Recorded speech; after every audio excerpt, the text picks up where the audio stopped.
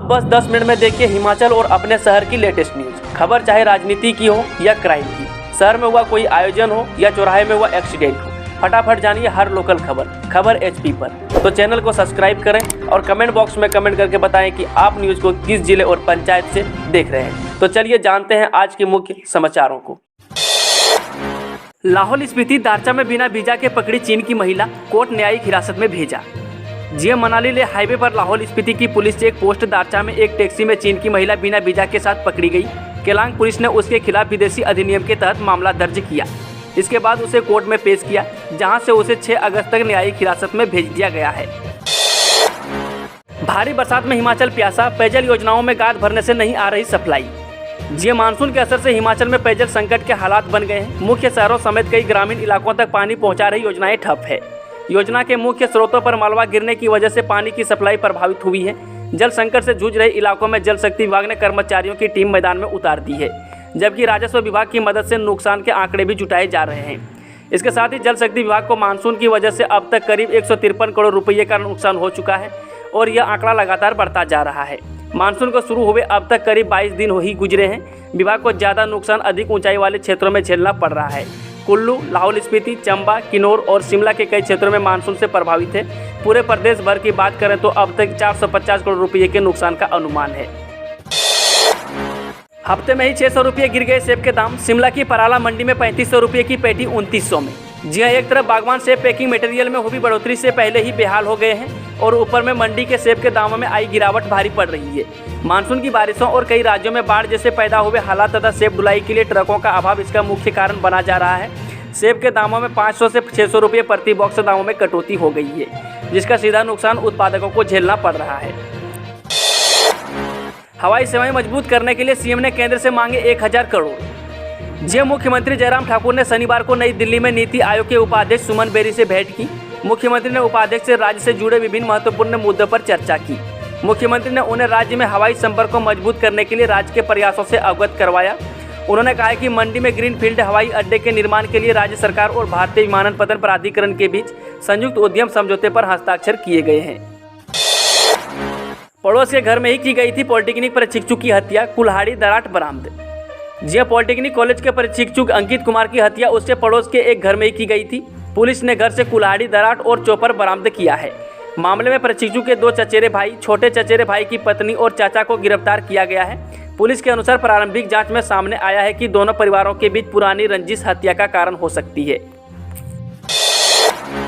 नौकरी देंगे तभी बदलेगा सरकार बदलने का रिवाज।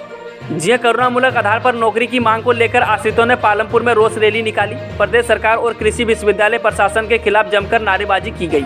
रोष रैली में प्रदेश भर से हजारों करुणामूलक आश्रितों ने भाग लिया। SDM पालमपुर के माध्यम से राज्यपाल को ज्ञापन भेजा गया।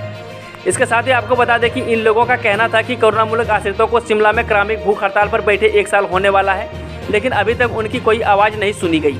आक्रोश रैली के माध्यम से सरकार को चेताया गया कि प्रदेश में सरकार बदलने का रिवाज तभी बदलेगा जब करुणामूलक नौकरियां बहाल होंगी। फिर डराने लगा कोरोना। प्रदेश में 3 की मौत, 670 नए संक्रमित। जी हिमाचल प्रदेश में एक बार फिर कोरोना महामारी डराने लगी है। शनिवार को प्रदेश में कोरोना से 3 लोगों की मौत हो गई, जबकि 670 नए पॉजिटिव मामले सामने आए हैं। तीनों मौतें मंडी जिले में हुई है। बल्ला में 55 वर्षीय अधेड़, सुंदरनगर में 61 वर्षीय बुजुर्ग और जोगिंदरनगर में 60 वर्षीय बुजुर्ग की मौत हुई है। बताया जा रहा है कि तीनों ने 2 एहतियाती डोज तो लगवाई थी, लेकिन बूस्टर डोज नहीं लगाई थी। 464 केंद्रों में होगी 8 विषयों की शिक्षक पात्रता परीक्षा। जी हिमाचल प्रदेश स्कूल शिक्षा बोर्ड 8 विषयों की अध्यापक पात्रता परीक्षा 24 जुलाई से 13 अगस्त तक करवाएगा। इस परीक्षा के लिए बोर्ड प्रबंधन ने प्रदेश भर में 464 केंद्र बनाए हैं। विभिन्न विषयों के 48,344 अभ्यर्थी परीक्षा देंगे। स्कूल शिक्षा बोर्ड के अध्यक्ष डॉक्टर सुरेश कुमार सोनी ने बताया कि आवेदन करने वाले में TGT आर्ट्स के अभ्यर्थियों की संख्या अधिक है। बेटी बचाओ बेटी पढ़ाओ नाट्य प्रस्तुति के लिए 600 महिलाओं ने एक साथ किया अभ्यास। जी मिंजर मेले के शुभ आरंभ मौके पर बेटी बचाओ बेटी पढ़ाओ पर नाट्य प्रस्तुति की जाएगी। शनिवार को ऐतिहासिक चौगान में इसका अभ्यास किया गया। महिला एवं बाल विकास विभाग द्वारा यह आयोजन किया जाएगा। रविवार को मेले के शुभ आरंभ मौके पर इसकी प्रस्तुति दी जाएगी। नाट्य के दौरान 600 आंगनबाड़ी कार्यकर्ताओं और सहायिकाएं प्रस्तुति देंगी। प्रारंभिक वेशभूषा में यह प्रस्तुति दी जाएगी। CDPO राकेश चौधरी ने यह जानकारी दी। उन्होंने बताया कि इसके लिए पिछले काफ़ी दिनों से पूर्व अभ्यास किया जा रहा है। गौरतलब है कि रविवार को ऐतिहासिक मिंजर मेले का शुभारंभ चंबा चौगान में होगा। राज्यपाल राजेंद्र विश्वनाथ अर्लेकर मेले का शुभारंभ करेंगे। इस दौरान शोभा यात्रा निकाली जाएगी। साथ ही बेटी बचाओ बेटी पढ़ाओ शीर्षक पर आंगनबाड़ी कार्यकर्ताओं और सहायिकाएं चौगान में अपनी प्रस्तुति देंगी। 1000 रुपये कमरे वाले होटलों पर जीएसटी न देने वाले कारोबारी नपेंगी। जी हिमाचल प्रदेश के होटलों में अब 1000 रुपये की कीमत वाले कमरों पर जीएसटी नहीं चुकाने वाले कारोबारियों पर शिकंजा कसने वाला है। कर एवं आबकारी विभाग ने प्रदेश के सभी होटल कारोबारियों को दिशा निर्देश जारी कर 1000 रुपये तक के कमरे पर 12% जीएसटी अदा करने को कहा है। इसके साथ आपको बता दें कि आदेशों का पालन न करने वाले होटल कारोबारियों के खिलाफ नियमानुसार कार्रवाई की जाएगी। आंगनबाड़ी केंद्रों में मिलेगा मीठा नमकीन दलिया और खिचड़ी। जी नौनिहालों को अब आंगनबाड़ी केंद्रों में मीठा नमकीन दलिया और खिचड़ी भी मिलेगी। प्रदेश के 4 जिलों सिरमौर, ऊना, शिमला और कांगड़ा में अक्टूबर से पायलट प्रोजेक्ट के आधार पर इसे शुरू किया जा रहा है। एचपी मिल के फेडरेशन की ओर से तैयार खाद्य उत्पाद आंगनबाड़ी केंद्रों में बंटे जाएंगे। इस मुहिम को अच्छा रिस्पांस मिलने पर अन्य जिलों में भी योजना को शुरू किया जाएगा।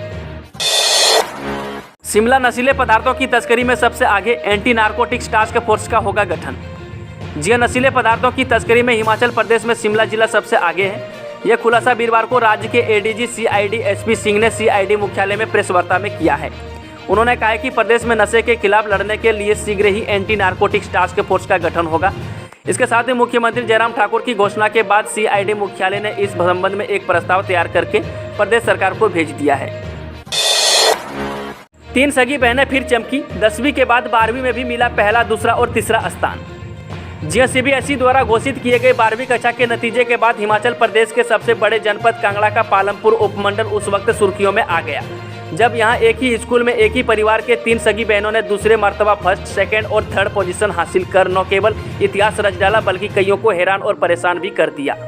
दरअसल इन तीनों बहनों ने 10वीं में भी कुछ इसी तरह का कारनामा किया था और अब 12वीं में भी इसे दोहराने में सफल हुई है। काबिले गौर है कि कई लोग इसे विधि का विधान, कई चमत्कार तो कई इन तीनों बहनों की एक दूसरे के प्रति सहयोग की भावना, एक साथ मेहनत और परीक्षाओं के दौरान एक साथ बनाई गई स्ट्रेटेजी का हिस्सा मान रहे हैं।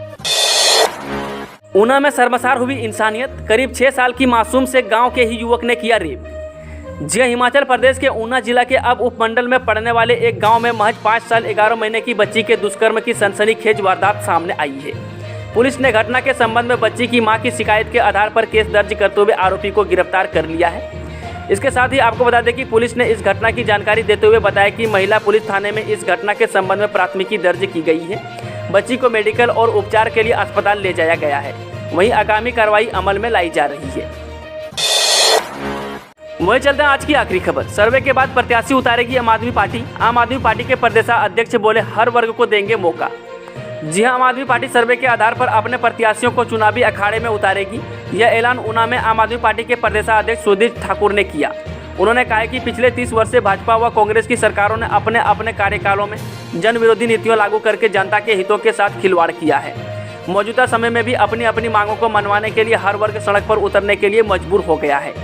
दोस्तों, वीडियो थोड़ा भी पसंद हुआ वीडियो को लाइक शेयर, चैनल को सब्सक्राइब जरूर करें और कमेंट बॉक्स में कमेंट करके बताएं कि आप न्यूज़ को किस जिले और पंचायत से देख रहे हैं।